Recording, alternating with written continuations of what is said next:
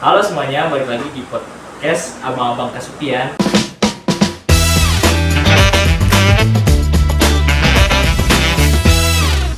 Hari ini saya tidak sendirian, saya ditemani oleh Rizky, Rehan, Aufa, dan Akbar.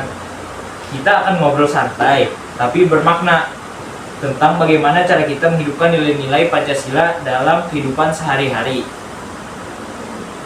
Ya, topik ini penting banget ya mas. Karena Pancasila itu bukan cuma dasar negara, tapi juga pedoman hidup bagi kita semua.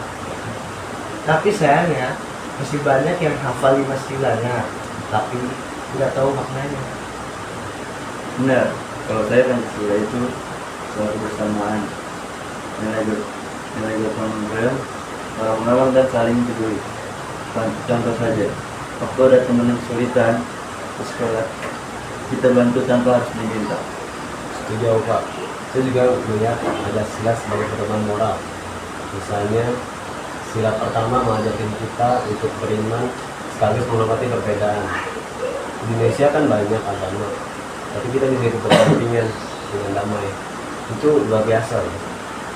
Menurut saya, Pancasila bisa terapkan sejak dini lewat jalur pendidikan. Anak-anak bisa belajar dengan jujur, disiplin, dan juga menghormati teman.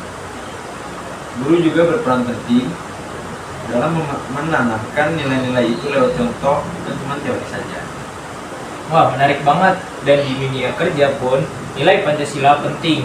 Misalnya perusahaan harus adil sama karyawan, nggak boleh pilih kasih, dan semua punya kesempatan yang sama. Itu wujud sila keadilan sosial. Betul, sila kelima itu sering dilupakan. Padahal inti dari keadilan sosial adalah rasa peduli. Kalau kita lihat ada ketimpangan, kita bisa mulai dari hal kecil. Misalnya membeli produk UMKM lokal atau membantu teman yang lagi kesulitan ekonomi. Saya juga percaya ini sama budaya bisa jadi sama buat menanam nilai Pancasila. Misalnya lewat lagu, film, atau teater yang nantinya semangat persatuan dan toleransi. Ya, bahkan di media sosial juga bisa kita menunjukkan nilai-nilai Pancasila dengan cara sederhana, seperti tidak menyebarkan hoax, menghormati perbedaan pendapat, dan menyebarkan konten positif. Setuju banget, karena sekarang banyak orang-orang salah gunakan media sosial. Padahal kalau digunakan dengan bijak, bisa jadi media yang kuat untuk menyebarkan semangat kebangsaan dan gotong royong. Kadang orang berpikir mengamalkan Pancasila itu sulit, padahal bisa dimulai dari hal kecil, kayak jujur, disiplin, ramah, dan tidak egois. Kalau hal kecil ini konsisten dilakukan, lama-lama ini akan menjadi budaya. Benar, dan dalam keluarga pun penting. Misalnya saling menghormati antara anggota keluarga, mendengarkan pendapat, dan menyelesaikan masalah dengan musyawarah. Itu cerminan sila keempat. Dan kalau kita terbiasa dengan musyawarah di rumah, itu juga bakal terbiasa bersikap adil dan bijak di masyarakat. Saya jadi ingat Pancasila itu seperti kompas moral bangsa. Tanpa Pancasila kita bisa kehilangan arah sebagai masyarakat yang beragam.